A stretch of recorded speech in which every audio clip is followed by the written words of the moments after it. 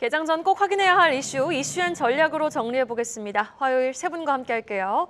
LNS홀딩스 김선영 대표, 타키오뉴스 조호진 대표와 한국경제TV 유주환 기자 수고해 주시겠습니다. 어서 오세요. 자, 밤사이 AMD는 하락을 했지만 엔비디아는 또 장중 사상 최고치를 경신했죠. 반도체 이야기로 오늘 이 시간 출발합니다. 자, 미국뿐 아니라 유럽 증시에서도 밤사이 ASML이 네슬레를 제치고 유럽 시가총액 3위로 등극을 하며 지금 글로벌리 반도체주들의 약진이 아주 대단합니다. 전거래 국내 증시는 진짜 반도체마저도 출렁였으면 정말 아찔했을 것 같은데 반도체가 버텨주니 꾸역꾸역 가고 있는 시장, 특히 CXL 관련주들의 상승이 눈에 띄었는데요.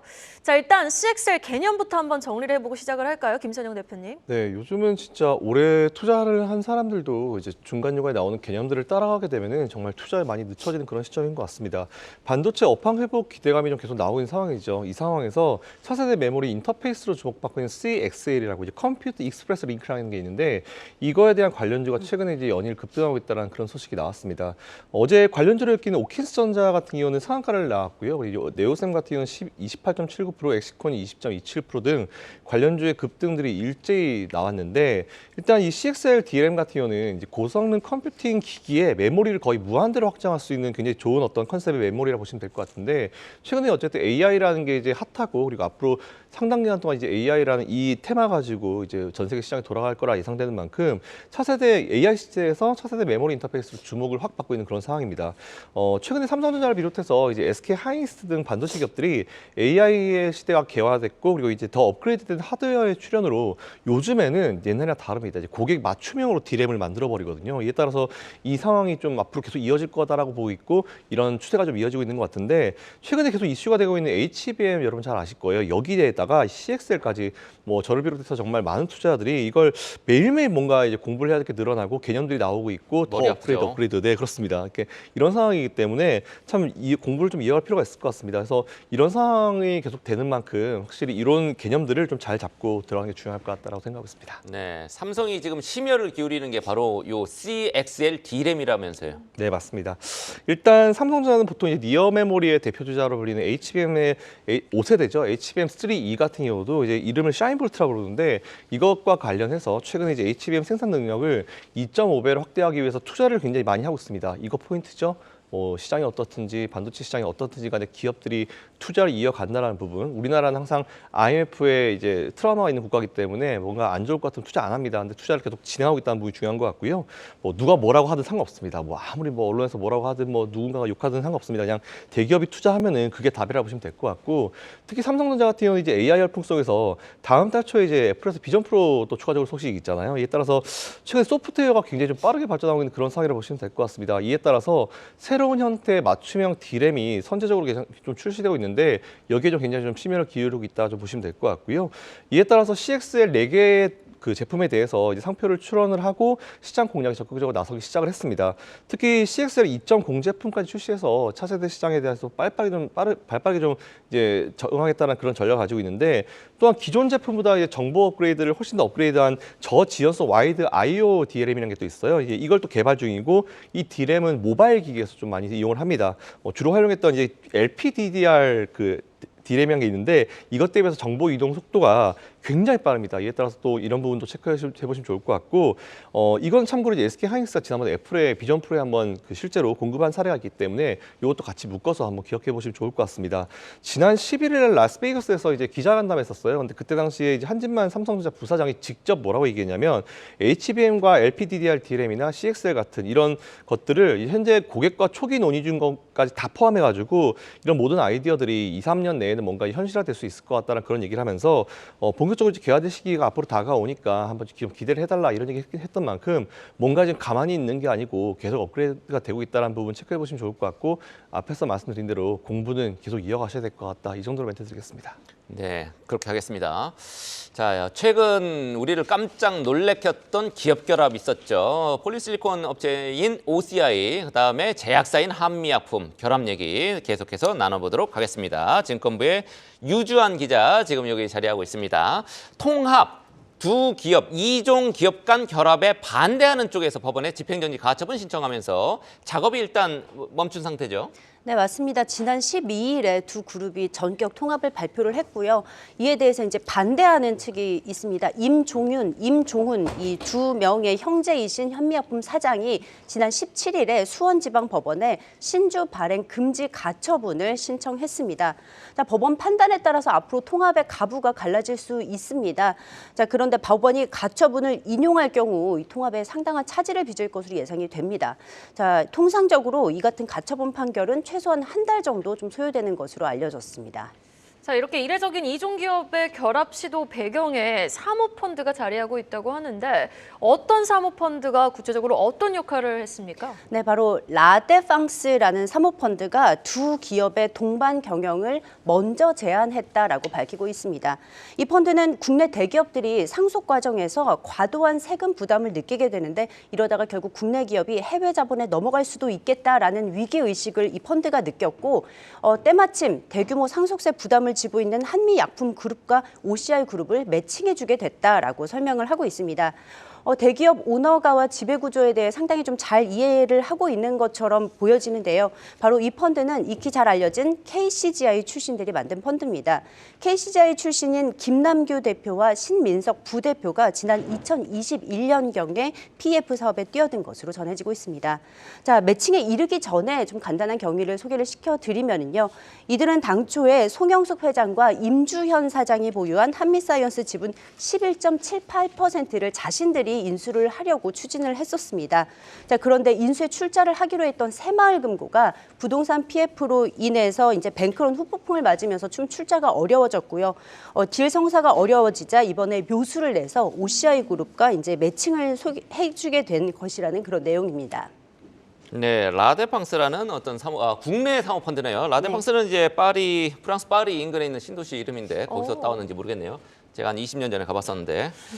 예, 그래서 이제 결과적으로 법원이 이 가처분 인용하면 지분 경쟁으로 가는 구도가 나올 수도 있겠네요. 보통 지분 경쟁 가면은 이제 서로 뭐 비싸더라도 지분을 매수하니까 주가는 좀 오를 텐데 어떻습니까? 네, 맞습니다. 양측의 협상에 이르지 않는 한 올해 3월 말 정도로 예정된 주주총회에서 표 대결을 나설 수밖에 없다는 데에 좀 증권가가 무게를 두고 있는 것 같습니다.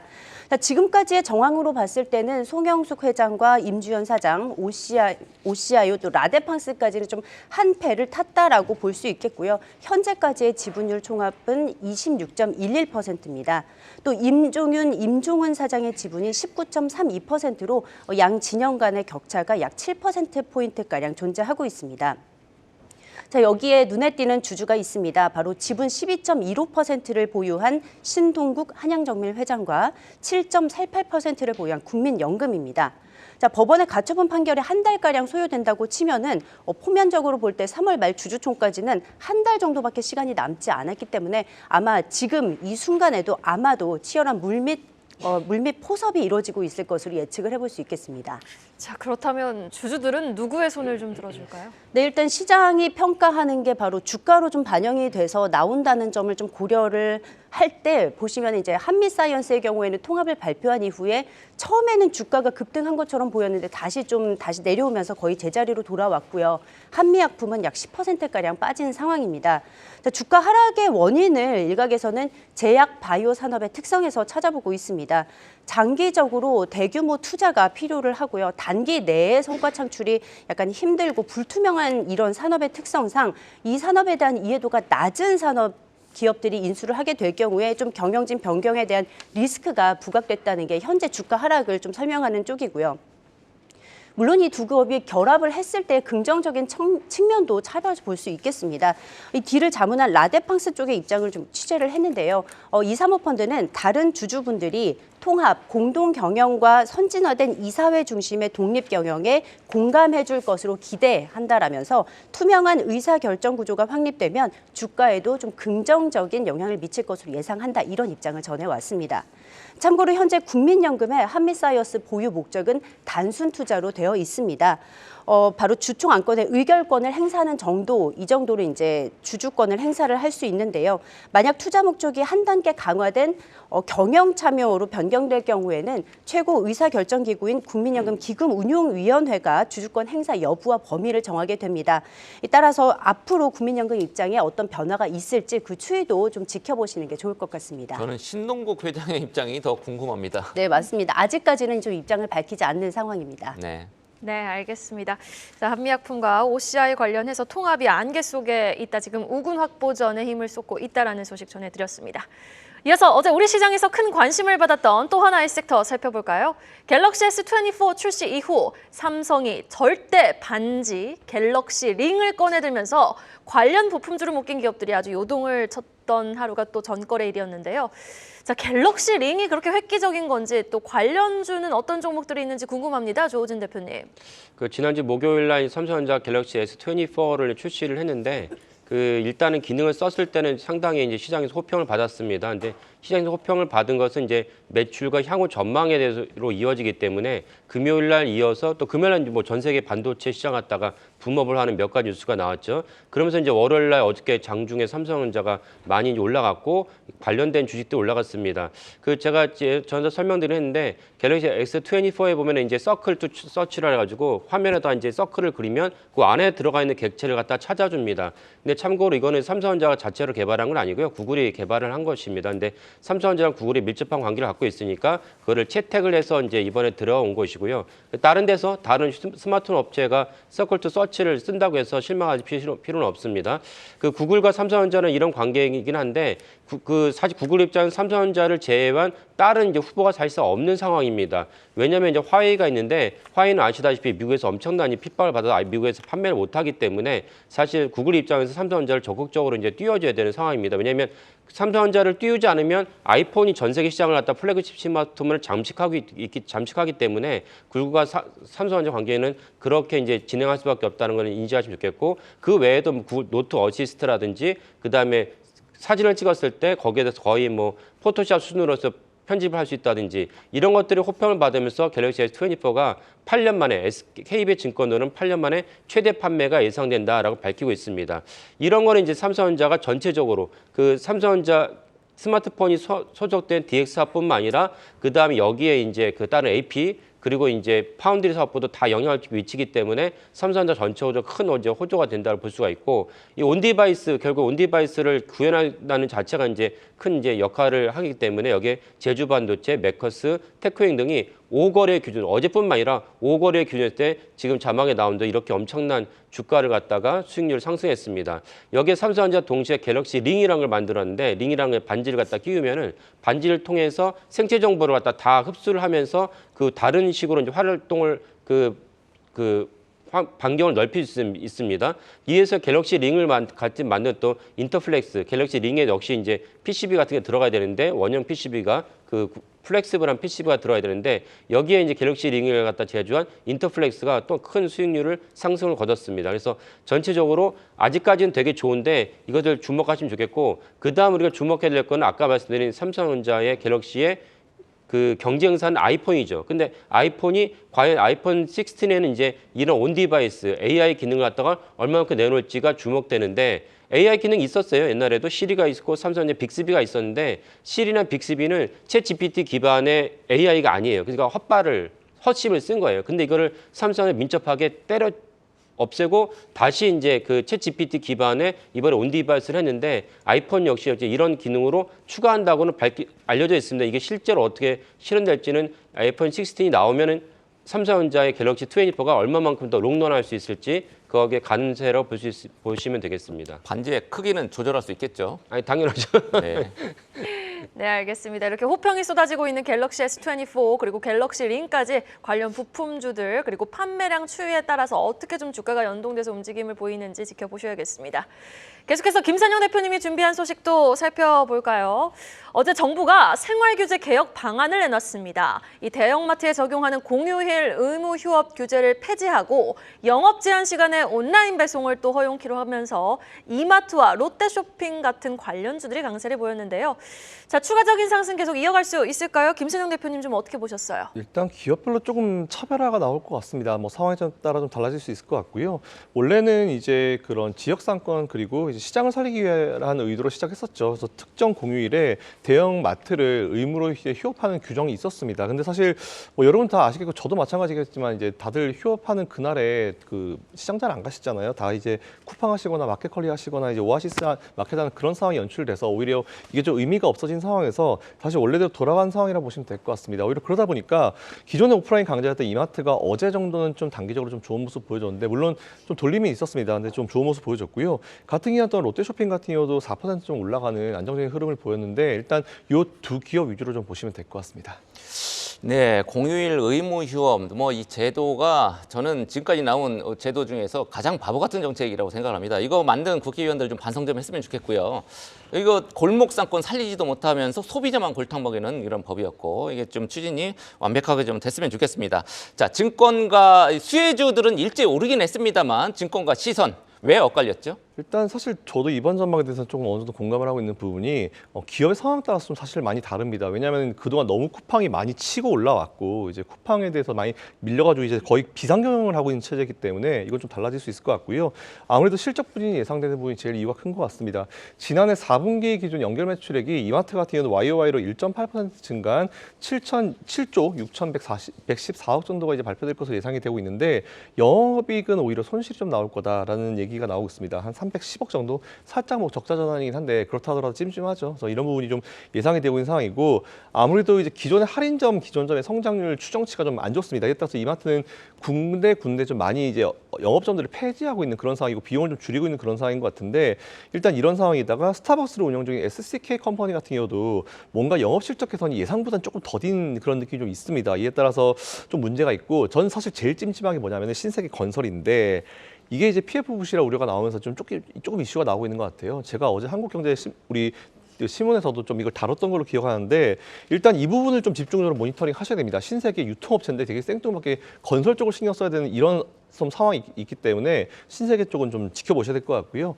이에 반해 롯데쇼핑 같은 경우는 작년에 4분기 매출액이 YOY로 4% 정도 감소한 수치가 나올 겁니다. 3조 6,376억 정도 예상이 되고 있는 상황이고 근데 영업이익이 좀 좋습니다. 109억 정도 이제 성장한 1,941억 정도가 예상이 되고 있기 때문에 일단은 어쨌든 주요 사업 부분에 대한 영업 성과가 좀 개선이 됐고 회복이 됐다라는 이런 영향 그대로 받았습니다. 이에 따라서 같은 업종이 있더라도 두 종목의 분위기 완전히 좀 달라질 수 있을 것 같고요.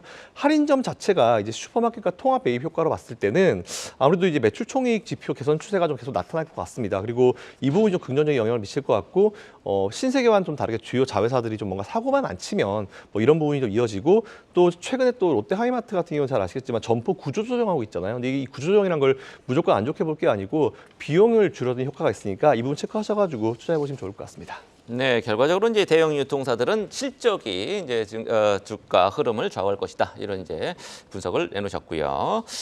자, 이번 주에 삼성 바이오로직스 실적 발표를 앞두고 외국인 매수세가 유입되면서 주가 상승세로 방향을 트는 모습을 보여주고 있습니다. 외인 매수 배경과 향후 투자 포인트를 짚어보겠습니다. 유주환 기자, 최근에 삼성바이오로직스 주가 강세 배경이 어디에 있습니까? 네, 먼저 견조한 실적이 예상된다는 점과 또 수급 측면에서 봤을 때 외국인 매수세가 지속적으로 유입되고 있는 점이 주가 상승의 배경으로 꼽을 수 있겠습니다. 먼저 수급을 살펴보도록 하겠습니다. 올해 들어서 외국인이 약 1,100억 원어치 순매수를 하고 있고요. 연기금과 투시엔이 합쳐서 300억 원가량 매수 우위를 보이고 있습니다. 자, 이 같은 순매수의 배경으로 실적 시즌을 맞아 어닝 쇼크가 우려되는 기업들과 달리 좀 견조한 실적을 보여줄 수 있다는 점과 또 그동안 주가 상승에 제약이 됐던 밸류에이션 부담이 어느 정도 완화된 점이 작용했다고 풀이됩니다. 자, 실적 측면에서는 지난해 사상 최대의 실적과 수주 금액을 달성한 것으로 보입니다. 이달에 열린 JP모건 헬스케어 컨퍼런스에서 참석했던 존림 대표는요. 지난해 전체 매출액이 3조 6천억 원 이상을 찍을 걸로 보여지고요. 상장 당시 2016년에 비하면은 12배에 달하는 금액이라고 아주 자신 있게 발언을 하기도 했습니다. 또 사공장 매출 인식이 하반기부터 이뤄진 점과 또 환율도 수출에 좀 우호적인 환경을 작용한 것 역시 실적에 기여했습니다. 여기에 금리 인하 기대감으로 인해 의약품 위탁 개발 생산 CDMO 피어 그룹인 론자와 우시바이오의 주가가 작년 말부터 회복세를 보인 것도 삼성바이오로직스에 좀 긍정적으로 작용한 것으로 풀이됩니다. 그러니까 수급, 실적, 금리 인하 기대가 이렇게 뒷받침되니 주가가 잘 올라왔던 건데 사실 지금 회귀를 해보면은 코로나 기간 주가가 2배 이상 상승했던 삼성 바이오로직스가 또 하락세로 돌아서면서 70만 원을 하회하기도 했단 말이죠. 네. 우리는 그 하락한 이유도 좀 알아봐야겠습니다. 네, 맞습니다. 바로 코로나 때 이 CDMO 업체들로 주문이 아주 몰려들었습니다. 위탁 생산 수주가 아주 크게 늘어났는데 엔데믹으로 다가오면서 수요가 다시 줄어드는 거 아니냐 이런 우려가 좀 있었고요. 또 금리 인상 기조로 돌아서면서 대표적인 성장 산업인 제약 바이오 업체들이 너무 고평가된 것 아니냐 이렇게 인식이 조금 바뀌는 부분도 있었습니다. 최근 4년 정도의 큰 흐름을 보면은요. 론자와 우시바이오, 삼성 바이오로직스가 좀 비슷한 주가 흐름을 보이고 있는데 좀 눈에 띄는 거는 삼성 바이오로직스의 낙폭이 훨씬 피어 그룹 대비 좀 작은 부분이 눈에 띕니다. 왜 그랬을까요? 네, 바로 고객사의 질적인 차이가 있다는 데에서 좀 증권업계가 원인을 찾고 있습니다. 론자와 우시바이오의 고객사 중 좀 중소형 바이오테크사의 비중이 높은 데 비해서 삼성 바이오로직스는 빅파마 비중이 높다는 건데요. 중소형 바이오테크가 업황을 더 타면서 론자와 우시가 큰 영향을 받는 데 비해서 안정적인 대형사를 상대로 하는 삼성 바이오로직스가 선방할 수 있었다는 겁니다. 그 결과 좀 실적 면에서도 선방을 했습니다. 론자와 우시바이오는 지속적으로 좀 가이던스를 하향 조정을 하고 있는데요. 삼성 바이오로직스는 이와 대조적으로 매분기 가이던스를 상향 조정하고 있습니다. 자, 앞으로의 성장성 역시 좀 짚어봐야 될 요소인데요. 삼성 바이오가 론자와 우시보다는 다소 늦었지만은 올해부터 항체 약물 접합체 ADC 생산에 나섭니다. 존님 대표는 ADC 산업 생산 공장이 올해 말부터 가동될 예정이라고 밝혔고요. 또 이와 함께 중장기적 관점에서 세포 유전자 치료제 CGT 사업 진출도 검토하겠다고 밝혔습니다. 이 ADC, CGT는 최근 제약업계의 핫 키워드로 성장성이 아주 큰 분야로 손꼽히고 있고요. 이 때문에 증권가에서는 기존 사업의 꾸준한 성장세에 더해서 ADC가 앞으로 이제 신규 진출할 때 수주로 얼마나 이어지느냐에 따라서 향후 삼성 바이오로직스 주가의 트리거가 될 것으로 기대를 하고 있습니다. 네, 한 달간 시총 상위주 안에서 가장 높은 상승률을 기록하고 있는 삼성 바이오로직스 지금 실적 발표 하루 남았거든요. 과연 추가적인 상승 여력이 지속될 수 있을지 한번 지켜보도록 하죠. 자, 마지막으로 실적 공시 하나 체크해 보겠습니다. 어제 SK 오션플랜트가 호실적을 발표했습니다. 지금 1조 원에 육박하는 매출을 거두며 시간외 거래에서 소폭 상승하는 모습을 보였는데 자, 공시에서 투자자분들이 주목할 포인트 조호진 대표님이 짚어주실까요? 그 공시 어떤 이렇게 지식을 넓히는 차원에서도 하나 말씀을 드리면은 지금 말씀드린 건 대부분 잠정 실적입니다. 그 본 실적은 이제 사업 보고서, 감사 보고서 같이 나와야 되기 때문에 지금 나오기는 좀 힘든 상황인데 그러면 어떤 회사는 잠정 실적 발표하고 어떤 회사는 잠정 실적 발표하지 않느냐? 그 전년 동기 대비 매출이 15% 이상, 그 자산 규모가 2조 이상 기업은 15% 이상 변동했을 때는 반드시 잠정 실적 발표하도록 규정을 하고 있습니다. 혹은 적자에서 흑자로 전환했다든지 흑자에 적자로 전환했다든지 이럴 때는 잠정 실적 발표해야 됩니다. 큰 변동이 있을 때는 잠정을 먼저 발표해야 되는 거죠. 예, 그렇습니다. 그러니까 만약에 25일이죠. 25일 SK하이닉스가 잠정 실적 발표하겠다는 거는 뭔가 변동이 있다는 뜻입니다. 본 실적은 아니고요. 그렇게 이해하시면 좋겠고요. SK 오션플랜트도 이제 작년 대비 매출이 이렇게 34% 뛰었습니다. 그러니까 이제 잠정 실적을 발표해야 되는 규정에 들어간 것입니다. 그래서 전년 매출 대비 YOY로 34% 뛰었고요. 영업이익은 790억이니까 사실은 뭐 그렇게 많이 뛰지 않았지만 매출 많이 뛰었습니다. 그러니까 사실은 매출과 주가가 사실 연동합니다. 뭐 순이익이나 물론 영업이익도 중요하지만 매출이 뛸 때 같이 주가도 연동한다는 것을 갖다 보시면 좋겠고요. 우리가 태풍이 칠 때 많은 이제 화면에서 그 비바람이 엄청나면서 파도가 날 때 그 하부에 이제 많은 그 콘크리트 구조물이 있는데 그 구조물을 만드는 기업이 SK 오션플랜트입니다. 그러면 거기에 들어간 것만 쓰는 게 아니고 이런 구조물들이 사실 해상 풍력, 우리가 이제 그 풍력 발전소를 이렇게 지상에서 한번 겪어보신 분들은 아시겠지만은 그렇게 이제 그 낭만적이지 않습니다. 가보시면 그 저주파가 계속 들리기 때문에 그 피해 주민이 종종 생깁니다. 그래서 해상 풍력을 생기는 게 좋은데 해상 풍력을 하려면 이제 안정적으로 해야 되니까 SK 오션플랜트의 해부 구조물이 곳곳에 쓰입니다. 그래서 그 올해부터 작년까지 SK 오션프렌트가 이게 치중하는 데가 어디냐면 대만의 하이롱 사업인데 하이롱 사업이 사실 작년 4분기에 매출이 반영될 거로 여기는데 좀 늦어졌습니다. 그래서 이제 올해 1분기에 본격적으로 반영될 거로 여겨지고 그뿐만 아니라 이제 국내에서도 본격적으로 이제 하부 구조물이 이제 많이 이제 그 수요가 생길 것이 여겨집니다. 근데 다만 안마 해상 풍력의 우선 협상자로 선정이 됐는데 이 역시 이제 지연이 됐습니다. 근데 올해 최短늦어도 올해 상반기에는 이제 계약이 기대될 거 여겨지기 때문에 그래서 올해 이제 작년에 매출이 거의 1조 육박했는데 올해 상반기에 그보다 더 많아질 것이다라고 많은 증권사가 전망을 하고 있습니다. 이를 위해서 경남 고성에다가 SK 오션프렌트가 어마어마한 규모의 이제 신공장을 이렇게 건설을 하고 있다는 것도 주목해 보시면 좋을 것 같습니다. 네, 알겠습니다. 호실적을 발표한 SK 오션플랜트 오늘 주가 흐름 지켜봐야겠습니다. 자, 오늘 이 시간 이렇게 세 분과 이야기 나눠봤습니다. LNS 홀딩스 김선용 대표, 타케온 뉴스 조호진 대표와 한국경제TV 유주환 기자 수고 많으셨습니다.